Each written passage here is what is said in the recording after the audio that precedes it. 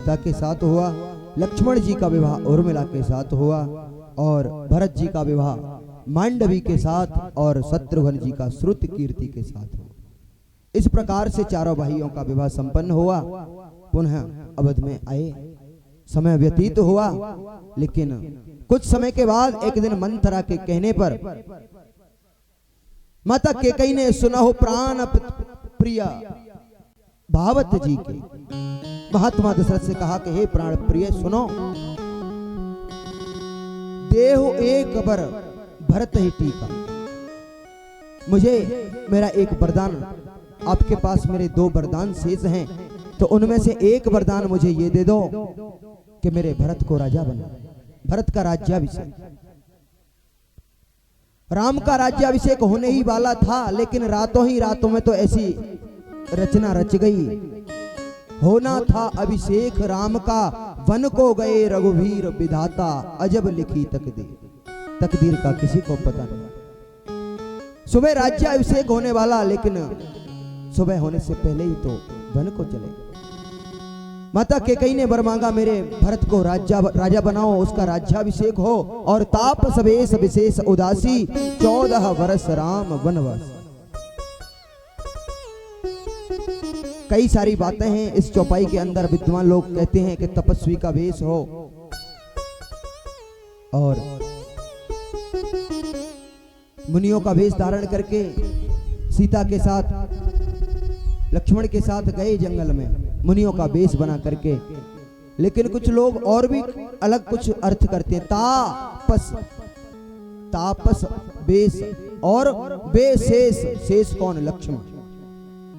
माता कैकेयी ने तो केवल राम को ही वनवास मांगा था, तापस वेश विशेष उदासी और 14 वर्ष राम वनवासी। तो फिर सीता लक्ष्मण का तो नाम नहीं लिया, लेकिन तापस वेश वे शेष और ओ दासी, बुंदेलखंडी भाषा, चित्रकूटी भाषा है रामायण में।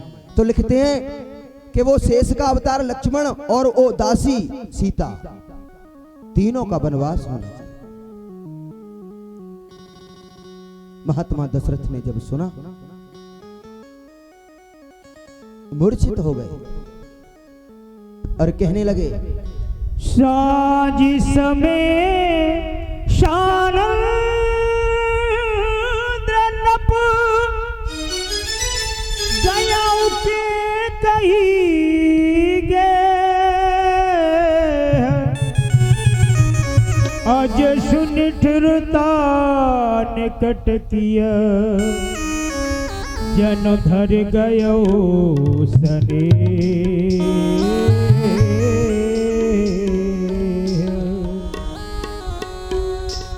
आज महाराज दशरथ कहते हैं कि कई अयोध्या की शान चली जाएगी, कई अयोध्या की शान चली जाएगी, ओके कई अयोध्या की शान चल जाएगी। राम बन गए तो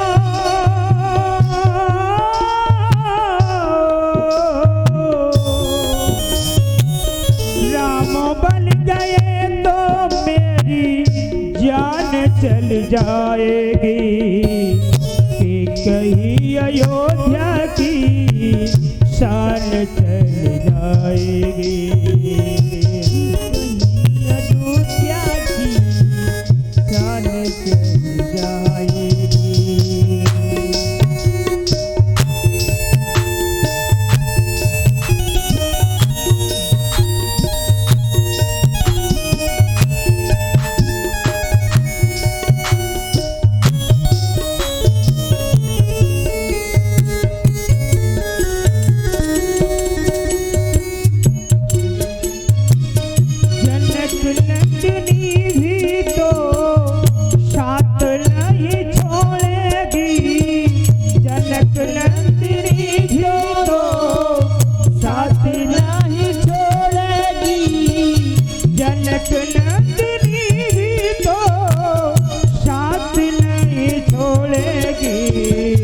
लक्ष्मण के लाश की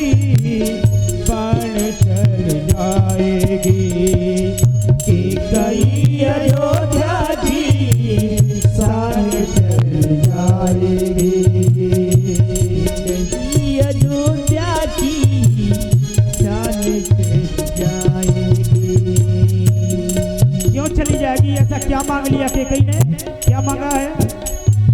ओ 16 प्राणपति भागवत जी का देहो ये कबर भरता है टेगा। ठीक है, ये भी देता हूँ, लेकिन क्या मांगा और? मांगा दूसर पर कर जोरी पूर्वनाथ मनोरथ मोरी। दूसरा वर क्या मांगा?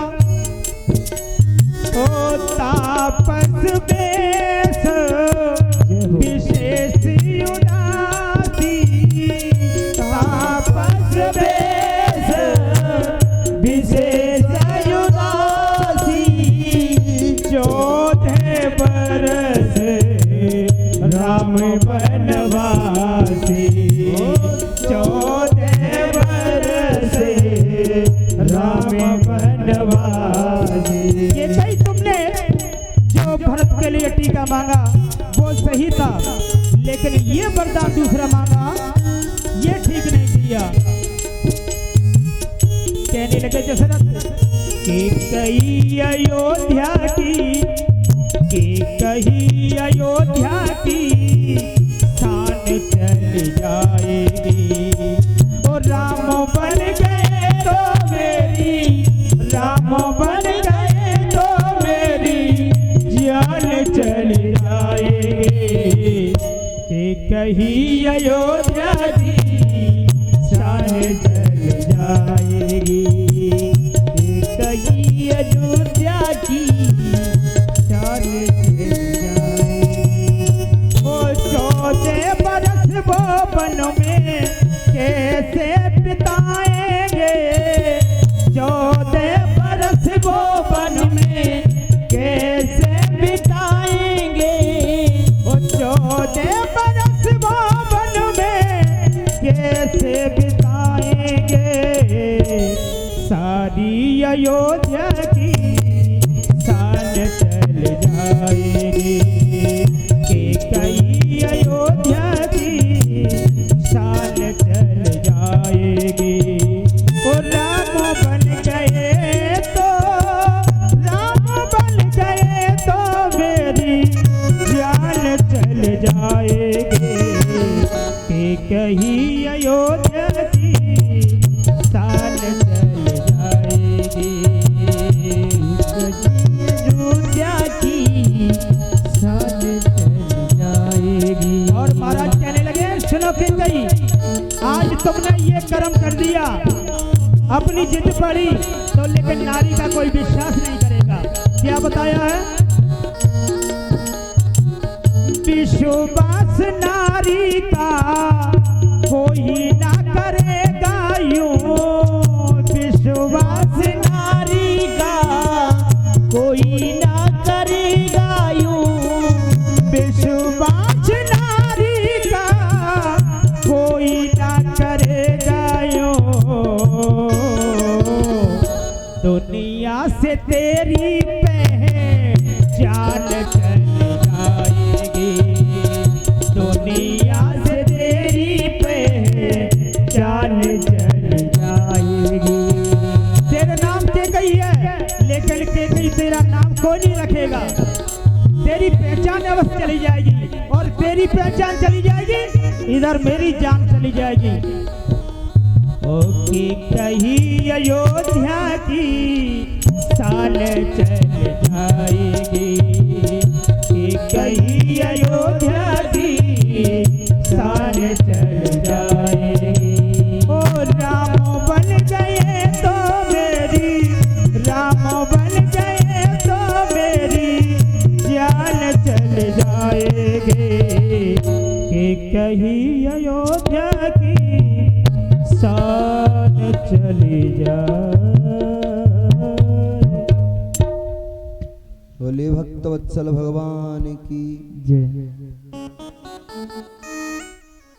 माता केकई ने जो वरदान मांगा, पहला भरत का राज्याभिषेक, तो कोई बात नहीं, लेकिन जब दूसरा वरदान मांगा तो मानो महात्मा दशरथ के प्राण ही निकल गए और कहने लगे कि कैकेयी तूने लूट लिया दशरथ के खजाने को, अब कुछ नहीं रह गया दशरथ के पास, दशरथ का सर्वस्व चला गया। अरे राम के ही लिए तो ये मेरा जीवन है, और जब राम ही नहीं तो इस जीवन का अस्तित्व ही क्या। लेकिन रघुकुल रीत सदा चली है, प्राण जाए पर वचन न जाए, वचन नहीं जाना चाहिए। जो बात मुंह से निकल गई वो सत्य होती है। लेकिन आजकल उसका ट्रांसलेशन थोड़ा सा बदलाव किया, रघुकुल रीत सदा चली आई, उसमें लिखा कि कलयुग रीत सदा चली आई, वचन जाए, भले ही वचन जाते हैं, प्राण जाए और यहां तक कि सर्वस्व जाए पर दाम न जाए, सब कुछ चला जाए महाराज पर पैसा नहीं जाना चाहिए, ये कलयुग की। लेकिन पहले ऐसा नहीं था, जो बात मुंह से कह दी फिर वो उसे पूर्ण करना ही है। अब तो महात्मा दशरथ ने हाँ तो कह दिया, मूर्छित हो गए, मूर्छा टूटी कि कई कहने लगी यदि नहीं देना था तो क्यों हाँ किया, आपने 3 बार हाँ किया हाँ, और अब जब वरदान देने की बारी आई तो मूर्छित होते हो, ये सारी बातें करते हो, अगर नहीं दे सकते तो मना कर दो। कैसे मना कर दो, मना भी नहीं कर सकते। अब तो तीनों ने, प्रभु श्री राम, माता सीता और लक्ष्मण जी ने तीनों का तपस्वियों का वेश धारण करके और 14 वर्ष के लिए मेरे प्रभु श्री राम वन को चले गए। इधर भरत जी को मालूम हुआ, दशरथ जी ने मंत्री सुमंत को भेजा, रथ में बिठा करके लेके जाओ मेरे राम को, इन्हें कहीं कोई तकलीफ ना हो, और 1-2 दिन थोड़ा सा भ्रमण करा के और वापस ले आना जंगल दिखा के, बस हो जाएगा इनका वनवास। लेकिन ऐसा कहां होने वाला था। रथ में बैठे और जैसे ही सभी अवधवासियों को पता लगा कि हमारे प्रभु श्री राम वन में जा रहे हैं, सभी अवधवासी आ गए और महल के बाहर खड़े हो गए। अरे ये बहुत अत्याचार किया महात्मा दशरथ ने, एक स्त्री के बातों में आकर के, और बताओ अपने पुत्र का त्याग कर दिया।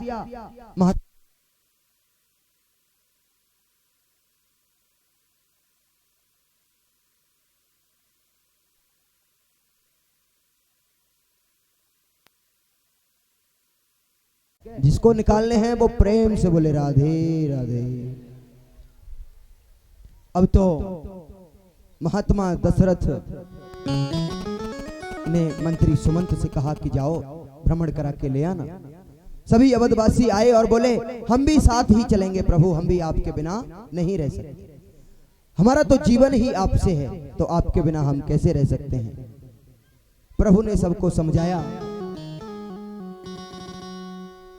और कुछ आगे गए।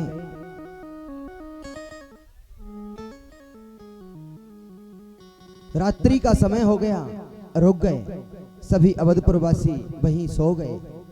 मेरे प्रभु ने सबको सोता हुआ छोड़ दिया और आगे की ओर चले गए। मंत्री सुमंत ने जब देखा कि राम नहीं है, 6वें दिन रथ को वापस ले जाने लगे। और आज 6 दिन बीते थे राम जी को जाए हुए। राम राम कही राम कही, राम राम कही राम, और तन पर हरि रघुबर बिरहे, राहु गयो सुरधाम। भगवान श्री राम का स्मरण करते करते हे राम हे राम हे राम, और महात्मा दशरथ ने अपने 5 भौतिक शरीर का परित्याग कर दिया। भरत को मालूम हुआ कि पिताजी का प्राणांत हो गया, ननिहाल में थे, और जब आए, जब सारा वृतांत जाना कि मेरी मां के कारण मेरे भाई श्री राम वन को गए, तो मां से कहने लगे कि हे मां, धिक्कार है तुझे, जरीन जीव परे नहीं कीरा, और बर मांगत तो भई न पीरा। ऐसा वरदान मांगते हुए तेरी जीव क्यों नहीं जल गई, तेरी जीव में कीड़े क्यों नहीं पड़ गए, धिक्कार है तुझे, तू मां कहलाने के योग्य नहीं है। और बहुत बुरा भला कहा अपनी मां के कैसे भरत ने। दशरथ जी का अंतिम संस्कार किया और प्रभु श्री राम को लौटाने का प्रयास करने लगे। कहां हैं? चित्रकूट में होंगे। भरत जी गए, लौटाने का प्रयास किया, लेकिन पिताजी का वचन नहीं तोड़ सकते। प्रभु श्री रामचंद्र तो मर्यादा पुरुषोत्तम है, तो भला बाप के वचन को असत्य कैसे कर सकते हैं? भरत जी ने बहुत प्रयास किया कि भैया आप लौट चलो, मुझ पर दया करो, लेकिन राम ने कहा कि नहीं भरत, लौट के नहीं जा सकता, और यदि तुम्हारी ऐसी ही इच्छा है कि मैं ही राज्य करूं, तो लो, मैं तुम्हें अपनी ये चरण पादुका शीश पे खड़ायूं और अखियों में पानी, राम भक्त ले चला रे राम की निशान। भरत जी भी भगवान श्री राम के बिना नहीं रह सकते, इसलिए बड़ा प्रयास किया कि प्रभु आप अवध को चलें। नहीं भरत, मैं नहीं जा सकता। 14 वर्ष के लिए मुझे पिताजी का आदेश मिला है, और वो 14 वर्ष का समय तो मैं वन में ही बिताऊंगा। प्रभु की चरण पादुका लेकर के महात्मा भरत अयोध्या में आए और प्रभु की उन चरण पादुकाओं को सिंहासन पर विराजमान किया।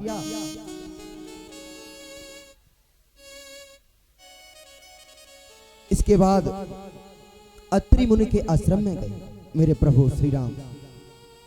फिर पंचवटी पर गए, वहां शूर्पणखा आई, लक्ष्मण जी ने उसके नाक कान काट दिए, और शूर्पणखा कहती है आके भगवान से कि तुम सम पुरुष न मोह सम नारी, और यह संयोग विधि रचा बिचारी।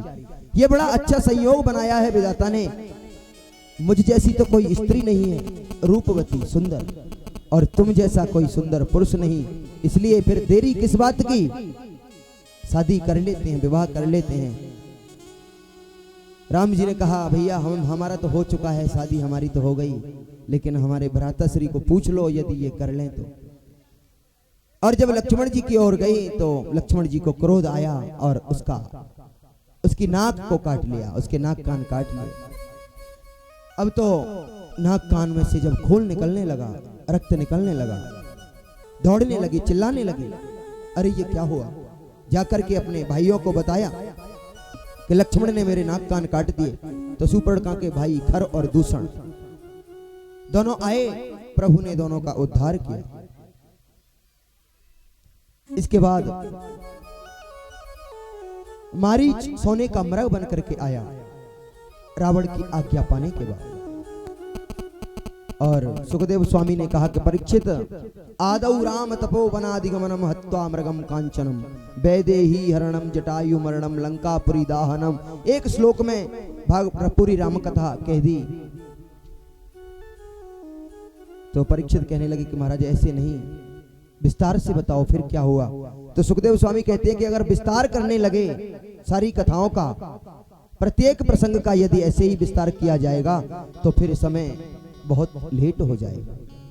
4 बज चुके हैं, ये घड़ी भी हम लोगों पर बिल्कुल दया नहीं करती।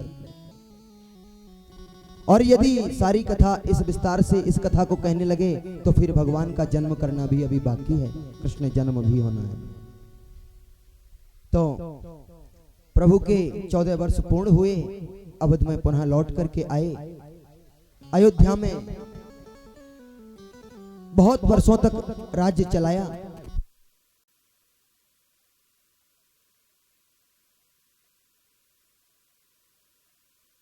मारीच सोने का मृग बन करके आया। प्रभु श्री राम उस मृग के पीछे चले गए माता जानकी के कहने से, और वो बहुत दूर तक चला गया वो मृग। इधर रावण एक महात्मा का जोगी का वेश बना करके आया, पंचवटी पर आया और माता जानकी का हरण करके ले गया। माता जानकी का हरण करके रावण ले गया।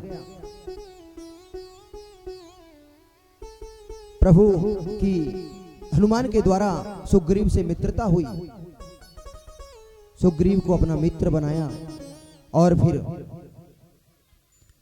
सभी वानरों की सहायता से समुद्र पर सेतु बना करके प्रभु लंका में गए और वहां जाकर के लंका में रावण, कुंभकर्ण आदि का उद्धार किया और पुनः लौट करके आए। जब 14 वर्ष की अवधि पूरी हुई, अवध में आए। जब मेरे प्रभु अवध में लौट करके आए तो घर घर में दीप जलाए गए और उसी समय से ये दीपावली का महोत्सव शुरू हुआ।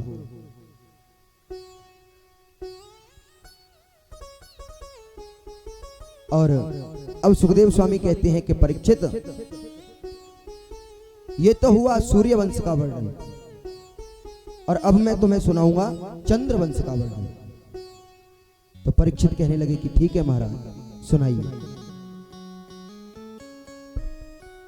तो कहा कि महाराज परीक्षित, चंद्रवंश का वर्णन ऐसे है। नारायण के पुत्र हुए ब्रह्मा और ब्रह्मा के पुत्र हुए अत्रि, अत्रि के हुए चंद्रमा, यहीं से चंद्रवंश प्रारंभ होगा।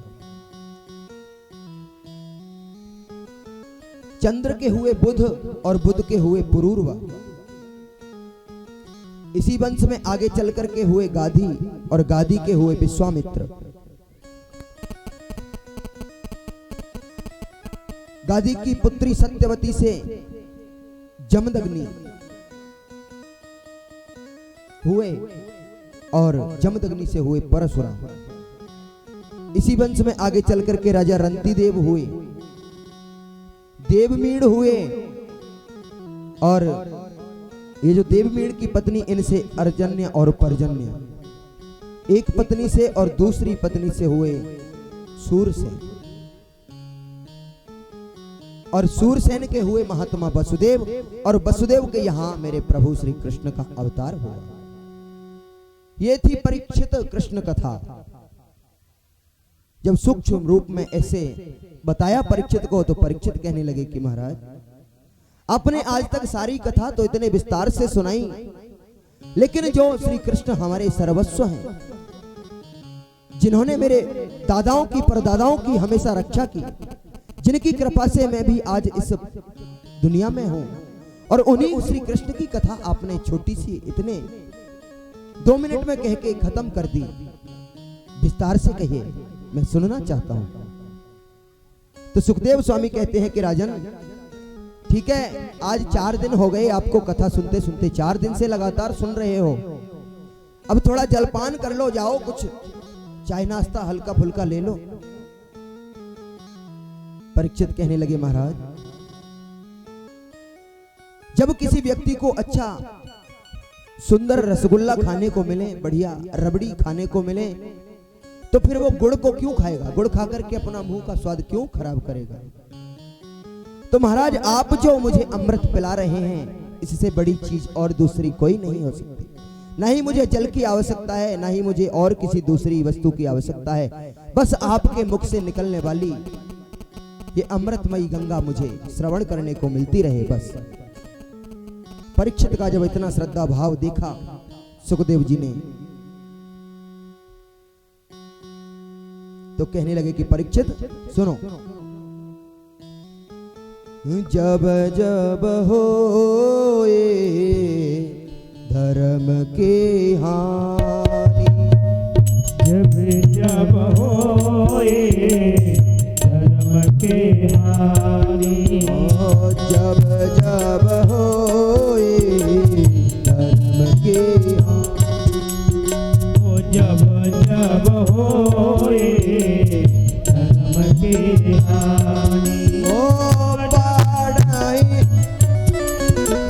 जब जब होए, जब जब होए धर्म के हानि, बाढ़ असुर अधमय अभिमानी, ओ बाढ़ असुर अधमय अभिमानी, ओ तब तब धरे प्रभु, तब तब धरे मनुज शरीरा, हरि गया सज्जन पीरा, यरा यरा यरा राम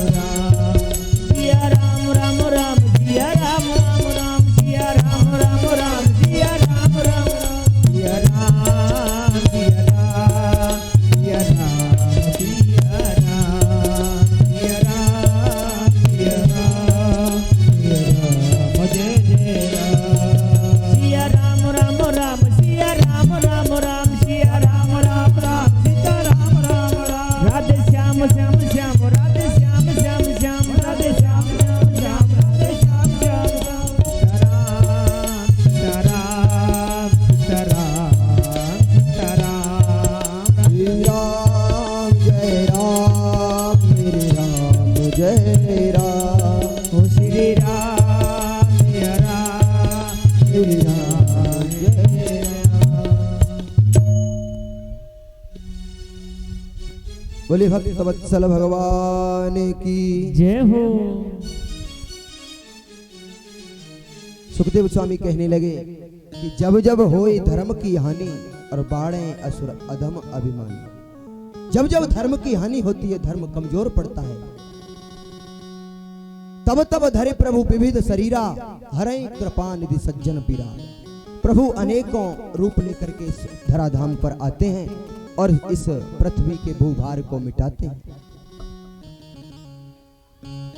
थोड़ी देर की बात और है, थोड़ी सी शांति और बनाए रखें।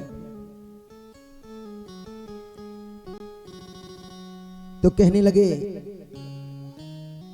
गीता में भी वर्णन आता है, यदा यदा ही धर्मस्य ग्लानिर्भवति भारत। पढ़ते हो सब लोग।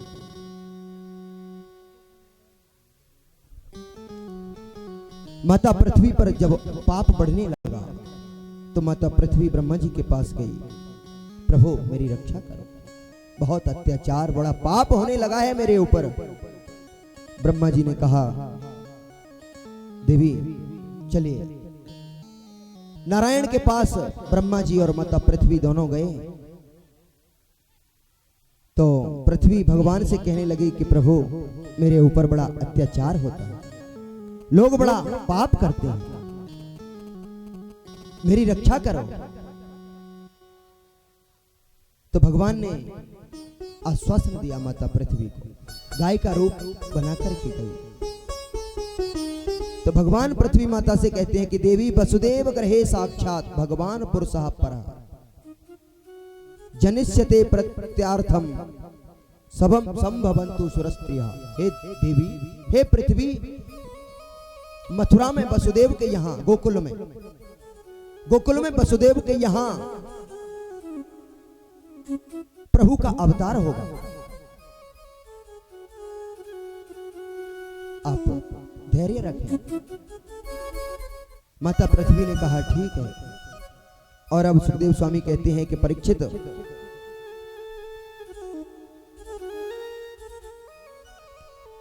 सूरसेन के तो वसुदेव थे, लेकिन इधर मथुरा के राजा हैं उग्रसेन। और उग्रसेन का जो उग्रसेन की पत्नी है गर्भवती है। एक दिन भ्रमण के लिए वन में चली गई तो किसी राक्षस की इनके ऊपर परछाई पड़ गई और इनके गर्भ में कोई बालक था। तो उस बालक के ऊपर राक्षस की परछाई पड़ी तो वो बड़ा दुष्ट दुराचारी राक्षसी प्रवृत्ति का हुआ। ब्राह्मणों के द्वारा बताया गया, जब कंस का जन्म हुआ तो ब्राह्मणों ने कहा कि महाराज ये तो कुल को नष्ट करने वाला होगा। तो कंस के पिता उग्रसेन ने उसे बेल पत्तों में लपेट करके और यमुना में प्रवाहित कर दिया, यमुना में बहा दिया।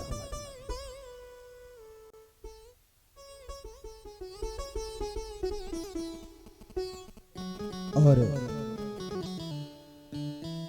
वो बहता हुआ बालक किसी ने देखा और उसे उठाया, बाहर निकाला, धीरे धीरे थोड़ा बड़ा हुआ। एक दिन नारद जी के द्वारा सूचना मिली कि कंस तुम तो मथुरा के राजा उग्रसेन के पुत्र हो। कंस ने कहा अच्छा, मैं राजा का पुत्र हूं? हाँ। तो ये भगवान शंकर की तपस्या करने लगा, पूजा करने लगा और शंकर जी को प्रसन्न करके इसने वरदान मांगा और जाकर के मथुरा के ऊपर चढ़ाई कर दी।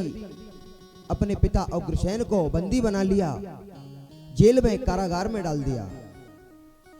अब तो स्वयं मथुरा का राजा बन गया और सबसे कहने लगा कि आज के बाद कोई भी भगवान का पाठ पूजन नहीं करेगा, हमारे नाम की पूजा करोगे सब।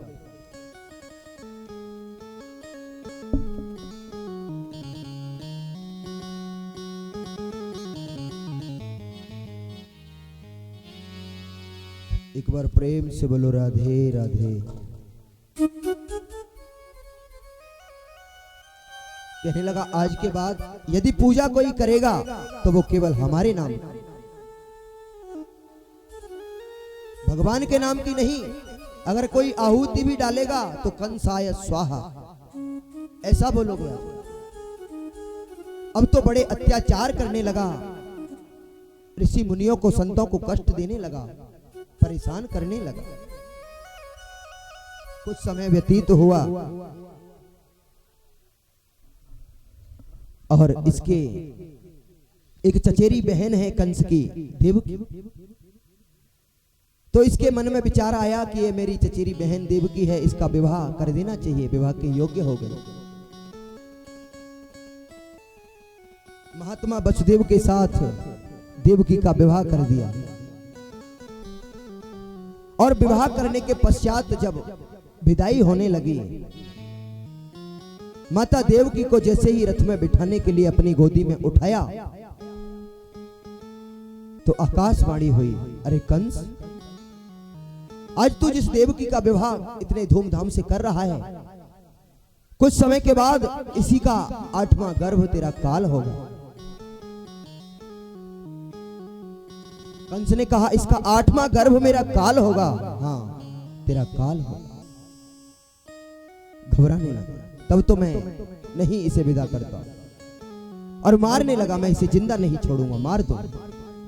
माता देवकी के केस पकड़ वसुदेव जी ने कहा, अरे महाराज, आप इसे क्यों मार रहे हैं? तुमने नहीं सुना अभी आकाशवाणी हुई थी इसका 8वां गर्भ मेरा काल होगा।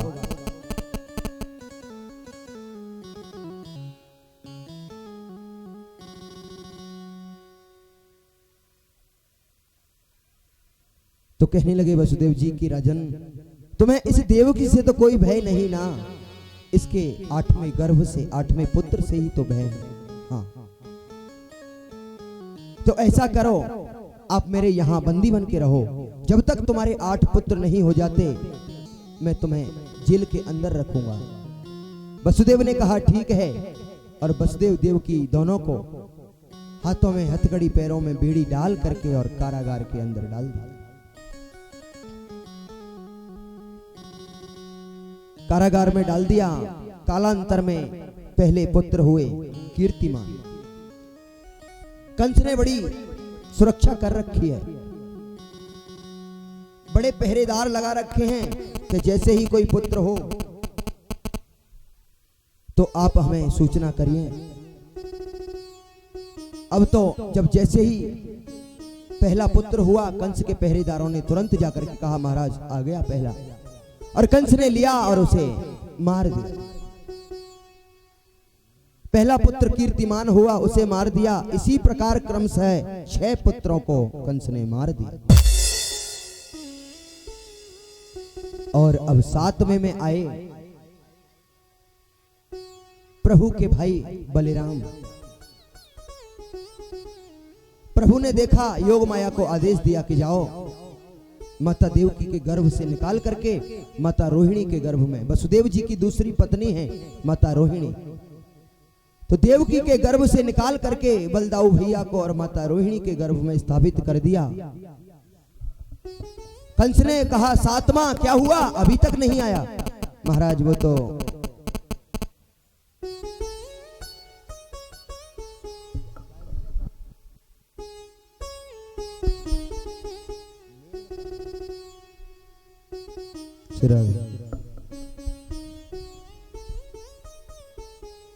कहा कि महाराज 7वां तो गर्भ में ही नष्ट हो गया। चलो ठीक हुआ, हमको नहीं मारना पड़ा, अपने से ही मर गए।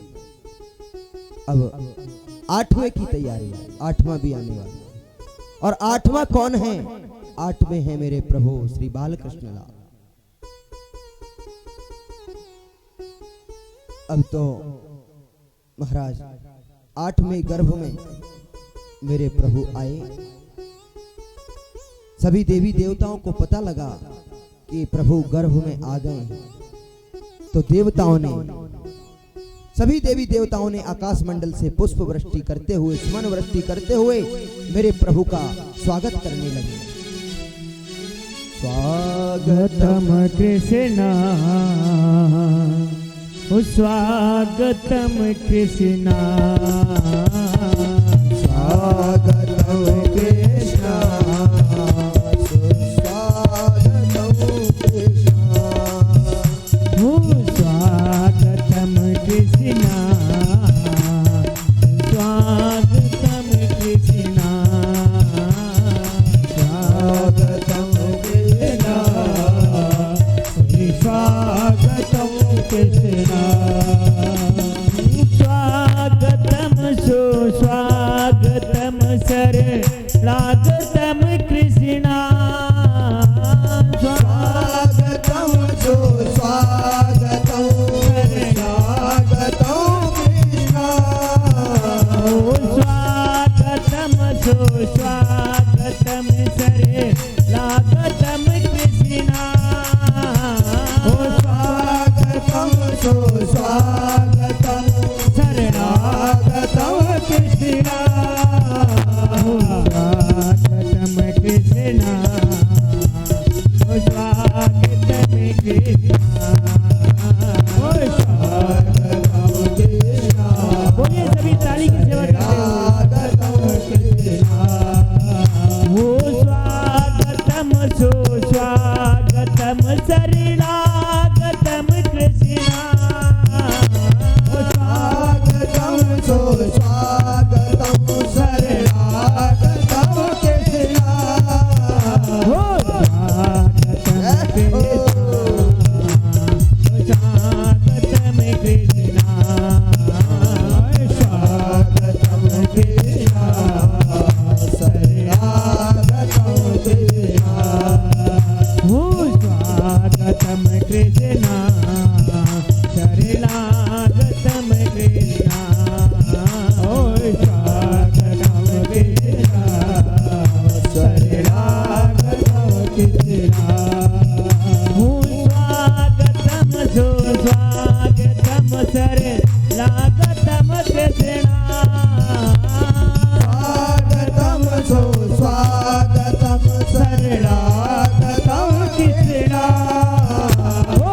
शरणागतम कृष्ण। हो स्वागतम कृष्ण शरणागतम कृष्ण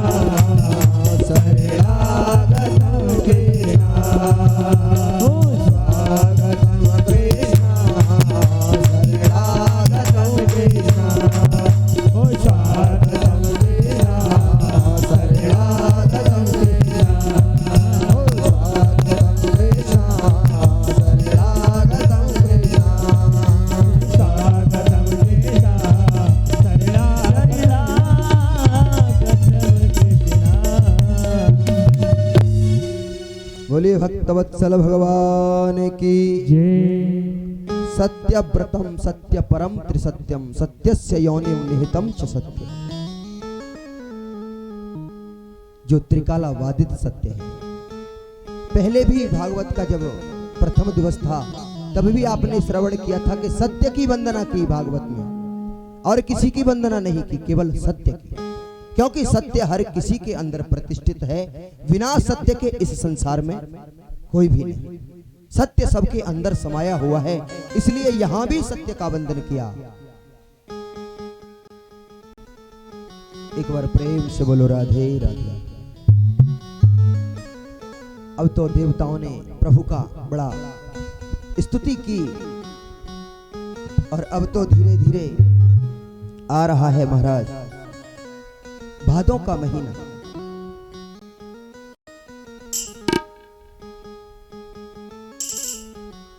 और कृष्ण पक्ष अष्टमी तिथि और रात्रि के ठीक 12 बजे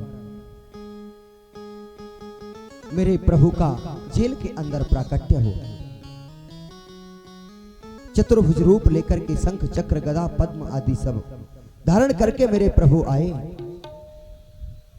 और जब माता देवकी ने उस झांकी का दर्शन किया कृतार्थ हो गए।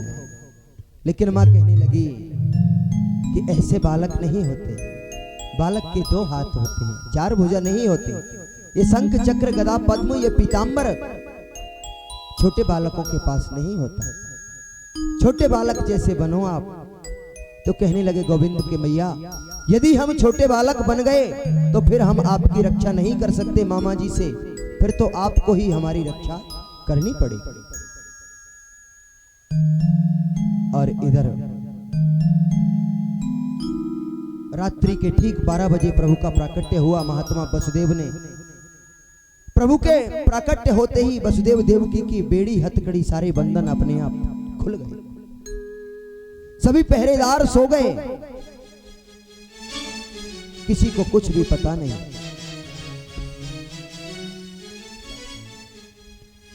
अब तो वसुदेव जी ने एक छवड़े में रखा मेरे प्रभु को और वहां से ले गए गोकुल में नंद बाबा के यहां, माता यशोदा के यहां। आज ही किसी कन्या का जन्म हुआ था। वसुदेव जी ने जाकर के गोविंद को मां यशोदा के बगल में सुला दिया और उस कन्या को उठा करके ले आए। क्यों? जब लेकर के चले और उस कन्या को जब लेकर के आए, जैसे ही जेल के अंदर प्रवेश किया, पुनः जैसे ताले लगे थे सारे ताले लग गए, हाथों में बेड़ी हथकड़ी अपने आप लग गई, सारे पहरेदार जग गए। क्यों? क्योंकि इसका भाव यह है कि जीव जब भगवान का आश्रय लेता है, भगवान की शरण में जब जाता है तो सारे बंधन छूट जाते हैं, और जब भगवान की शरण को छोड़ करके पुनः माया की शरण में आता है तो फिर सारे बंधनों में बंध जाता है। एक बार प्रेम से बोलो राधे राधे। अब तो महाराज कन्या को लेकर के गए और जैसे ही अंदर पहुंचे कन्या रोने लगी, चिल्लाने लगी। पहरेदारों की नींद खुली, सबने देखा महाराज 8वां आ गया, 8वां आ गया, 8वां आ गया। ले जा करके कन्या कंस के हाथों में दी। महाराज ये तो कन्या है, पुत्र नहीं। अरे नहीं, आकाशवाणी ने ये नहीं बताया था कि कन्या होगी या पुत्र, ये कहा था अष्टमो गर्भ हो, 8वां गर्भ हो, चाहे वो कोई भी हो। तो जरूरी नहीं कि मुझे पुत्र होता तभी मारता, ये भी तो मेरा काल हो सकती है, इसलिए मैं इसे भी जिंदा नहीं छोड़ूंगा। और कंस ने उस नन्ही सी कन्या को अपने हाथों में लेकर के और जैसे ही जमीन पर पटकना चाहा और वो कन्या बिजली बनकर के अनंत आकाश में उड़ गई और कहने लगी कि अरे दुष्ट कंस, हम जैसे निरपराध बालकों को मारने से क्या होगा? तुझे मारने वाला तो ब्रजमंडल में कहीं पैदा हो चुका है। कंस ने सुना पैदा हो चुका है, हाँ, कहां? बोले कहीं भी ब्रजमंडल में। अब तो कंस को बड़ा भय लगने लगा, बड़ा डर लगने लगा। ये तो हुई मथुरा की बातें। अब चलते हैं गोकुल की ओर। नंद बाबा के यहाँ कोई पुत्र नहीं है, 95 वर्ष की बेचारे की उम्र नंद बाबा की हो गई है, दाढ़ी भी सफेद हो गई, लेकिन बालक नहीं है कोई। प्रभु की कृपा से माता गर्भवती हुई तो माला बैठे बैठे जाप करते हैं, लेकिन एक ही जाप करते हैं, हे प्रभु 95 को तो है गयो, अब तो कोई भयो ना है, अभी तो कोई भयो ना है, जाने कब होएगो, जाने कब होएगो। बस इसी मंत्र का जाप करते रहते हैं। प्रभु ने प्रार्थना को सुन लिया। नंद बाबा की 2 बहन हैं, नंदा और सुनंदा। भाभी को कोई बालक होने वाला है, उनको भी पता लगा तो वो भी पहले से ही आ गई अपने पीहर में। आ ही जाती है ननद जब भाभी को कोई होता है तो, क्योंकि उनको भी बहुत सारा माल मिलता है भैया, इसलिए वो भी आ गई। अब इधर सुनंदा आज प्रातः काल जब देखा कि भाभी रोज उठ जाती है जल्दी, लेकिन आज तो काफी टाइम हो गया, भाभी अभी उठी नहीं, क्यों, क्या बात है? और जाकर के जब देखा सुनंदा ने, आहा, माता के बगल में कोई लेटा हुआ जब देखा तो बड़ी प्रसन्न हुई। हे प्रभु, तुमने हमारी प्रार्थना सुन ली। अब तो सुनंदा जी खुशी के मारे दौड़ती हुई उछलती हुई आई। अरे भैया, अरे नंद बाबा भैया, बधाई हो, बधाई हो, बधाई हो। नंद बाबा तो बेचारे गौशाला में बैठे भजन कर रहे हैं।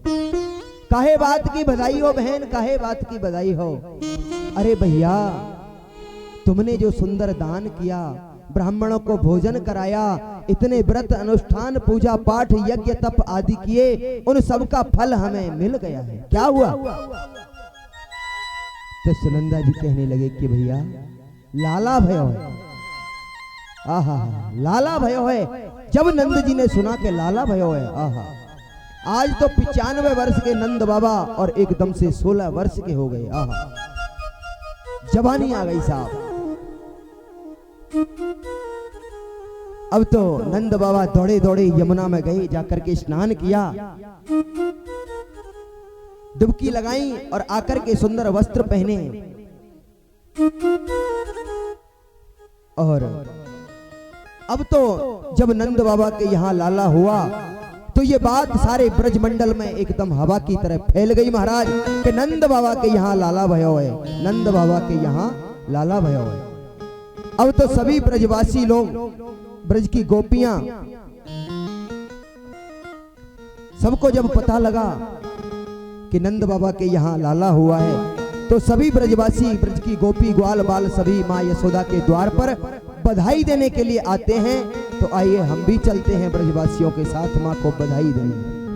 हो नंद घरिया नंद भयो जय कन्हैया लाल की, नंद के आनंद भयो जय कन्हैया लाल की, नंद घरिया नंद भयो जय कन्हैया लाल की, नंद के आनंद भयो जय कन्हैया लाल की, कन्हैया लाल की हाथी घोड़ा पाल की, लाल की हाथी घोड़ा पाल की, नंद घरिया नंद भयो कन्हैया लाल की, हो नंद घरिया नंद भयो जय, सभी लोग ताली बजा के गाइए। नंद घरिया नंद भयो जय कन्हैया लाल की, जय कन्हैया लाल की, जय कन्हैया लाल की, जय कन्हैया लाल की जय, कन्हैया लाल की, नंद के आनंद भयो जय कन्हैया लाल की, नंद के आनंद भयो जय कन्हैया लाल की।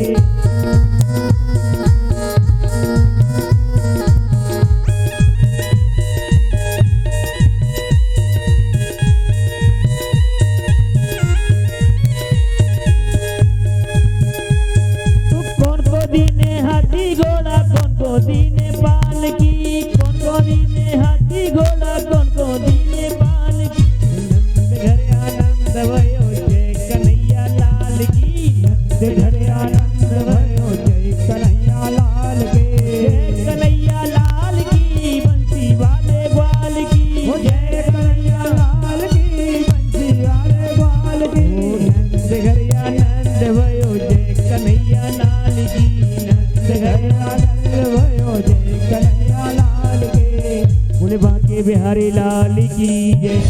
सभी भक्तों से निवेदन है कोई वक्त खड़ा नहीं होगा, ऐसे नहीं, एक एक करके अभी बैठे रहिए और बधाई का आनंद लेते रहेंगे। बधाई का आनंद लेंगे और पूजा करने का समय सभी को दिया मिलेगा, जाएगा। अवसर सबको प्राप्त होगा। सभी अभी को। शांति बनाए रहिए, शांति बनाए रखें। हाँ, आ जाइए,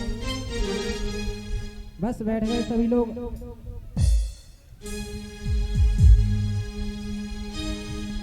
जायो जसोदा जी ने लल्ला,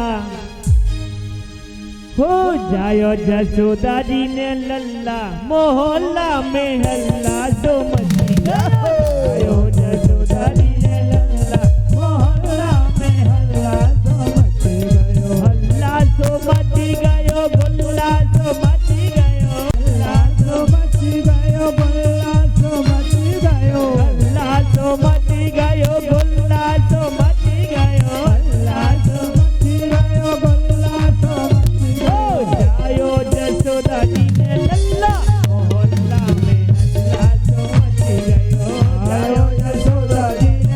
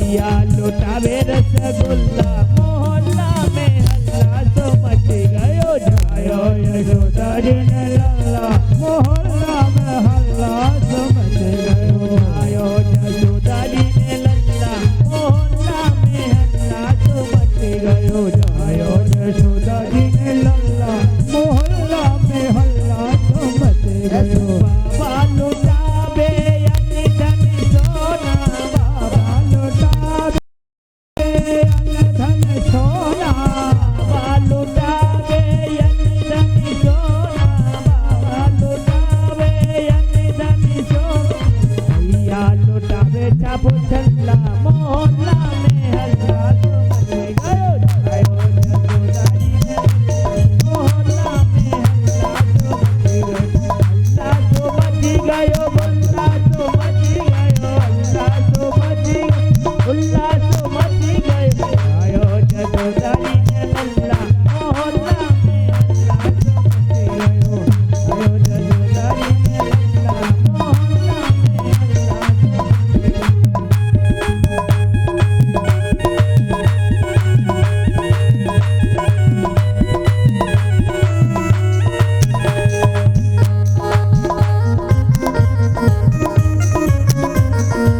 भैया लुटावे काग पिचोरा बाबा लुटावे काग पिचोरा भैया लुटावे लुटाला मोहल्ला में हल्ला समझ गयो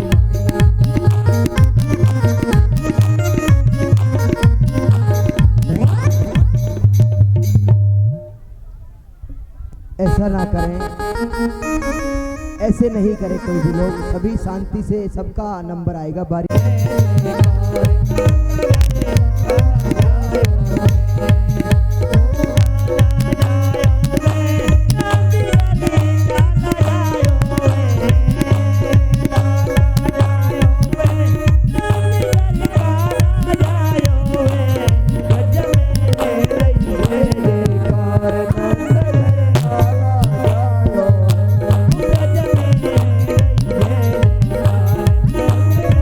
अपने अपने स्थान पे बैठ जाए सभी भक्तों से निवेदन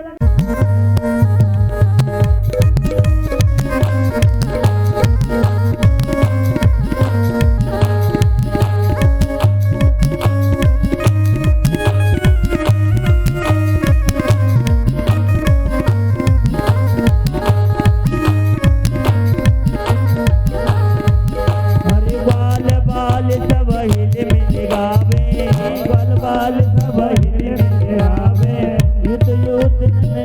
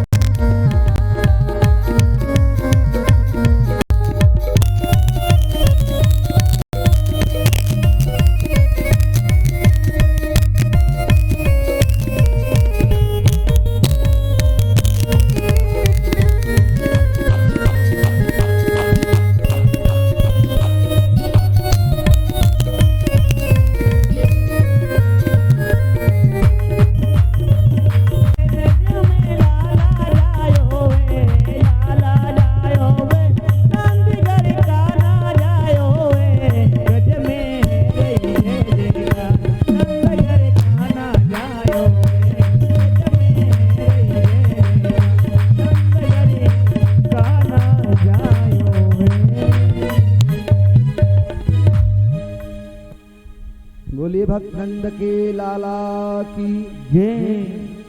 ब्रज में है रही जय जयकार, नंद घर लाला जायो। तो भगवान का प्राकट्य हुआ, सभी बधाई दे रहे थे माँ यशोदानंद बाबा को। आपने भी खूब बधाई का आनंद लिया और समय भी पूर्ण हो गया है, घड़ी भी अपने स्थान पर पहुंच गई है, इसलिए समय का ध्यान रखते हुए आज की कथा का यही विराम होता है और सभी भक्त बड़े ही भाव से भगवान की आरती करेंगे और उसके बाद आरती प्रसाद लेकर के अपने अपने स्थान को प्रस्थान करेंगे। बोलो वृंदावन बिहारी लाल की जय हो।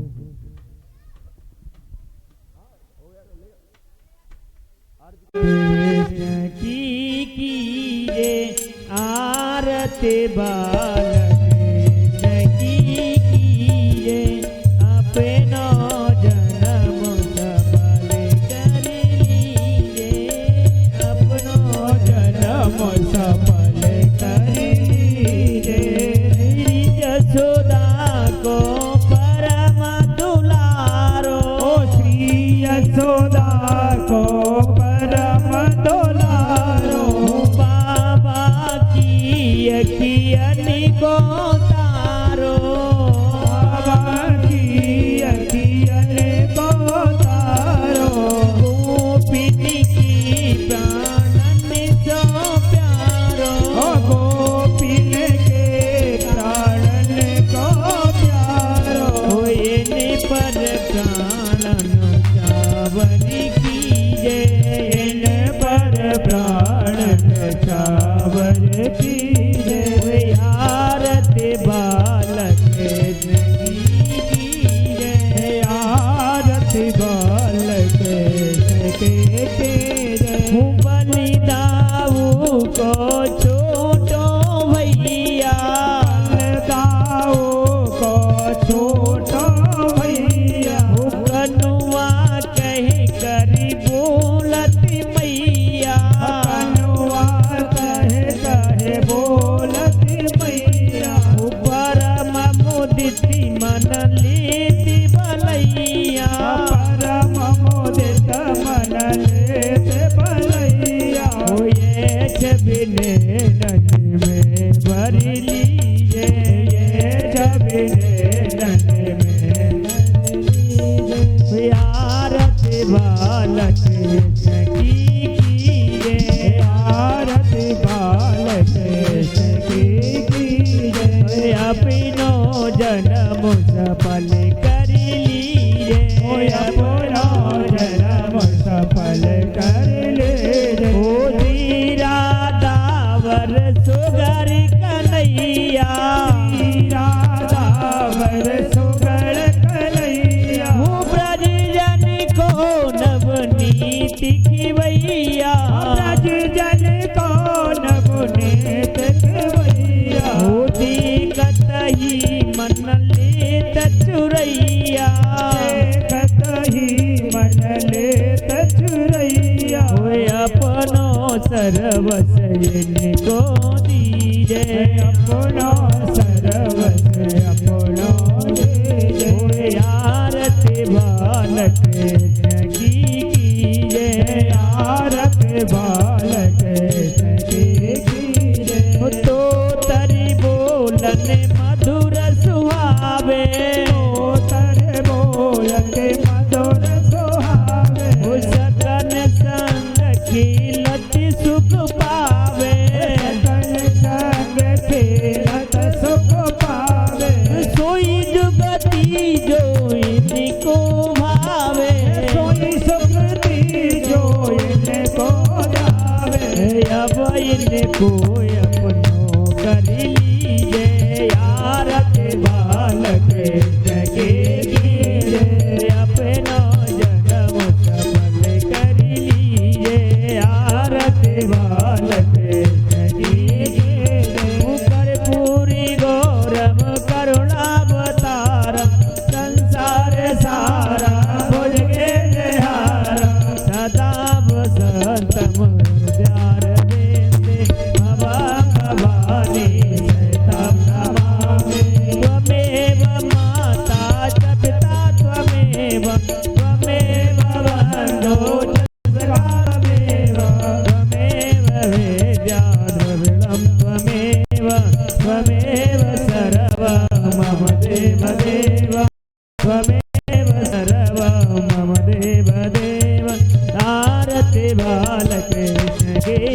अपनो जन्म सफल कर लीजिए आरती वाले अपनो जन्म सफल कर लीजिए आरती वाले अपनो जन्म सफल कर लीजिए।